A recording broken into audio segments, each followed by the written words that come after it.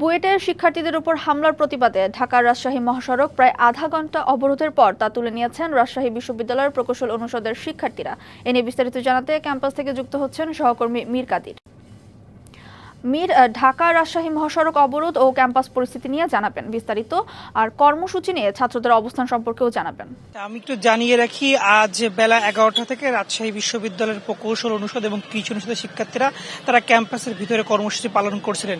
পরবর্তীতে তারা 12টা 15 দিকে তাহলে তারা ঢাকা রাজশাহী মহাসড়ক সেখানে তারা কিছুক্ষণ অবরোধ করেন। অবরোধ করে তারা মূলত গতকাল ঢাকায় প্রকৌশল শিক্ষার্থীদের উপর যে হামলা হয়েছে সেই হামলার প্রতিবাদে তারা মূলত এই বিক্ষোভটা করেন। তারা বলছেন যে স্বরাষ্ট্র উপদেষ্টা তাকে প্রকাশ্য ক্ষমা চাইতে হবে। এছাড়া তারা আরো বেশ কিছু দাবি জানাচ্ছেন। আমরা একটু কথা বলবো কয়েকজন শিক্ষার্থীর সাথে।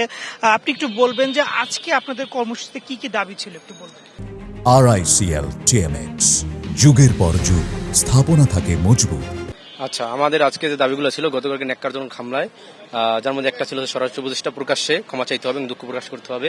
এবং আপনারা অবগত আছেন গত 2 দিন আগে যে রংপুরে যে হচ্ছে বুয়েটের সাবেক শিক্ষার্থী যিনি ওখানে সহকারী ইঞ্জিনিয়ার হিসেবে কর্মরত আছেন, তাকে হচ্ছে তারই কিছু সহকর্মী এবং কিছু জুনিয়র তাকে হত্যার হুমকি দেয়, যেটার ব্যাপারে নেস্কো থেকে বলা হয়েছিল যে হচ্ছে দ্রুত সময় মানে 24 ঘন্টার মধ্যে তার বিরুদ্ধে ব্যবস্থা নেয়। বাট এখনো 48 ঘন্টা বেশি পার হয়ে গেছে, সেজন্য ব্যবস্থা নেওয়া হয়নি।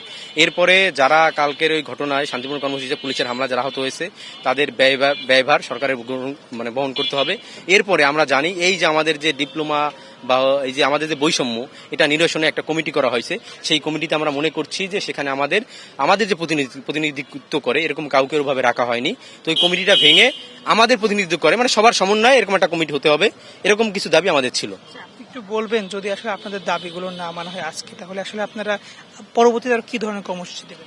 আমাদের পরবর্তী কর্মসূচি অবশ্যই সেন্ট্রাল থেকে দেওয়া হবে। আপনারা জানেন আজকে বিকেলে একটা মিটিং হবে, মিটিং এর পরে ওখানে সেন্ট্রালি একটা প্রেস ব্রিফিং করবে, ওইখান থেকে আমাদের কর্মসূচি চলে আসবে।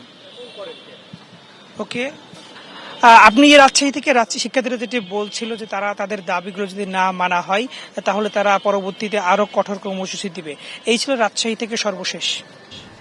মীর, ধন্যবাদ।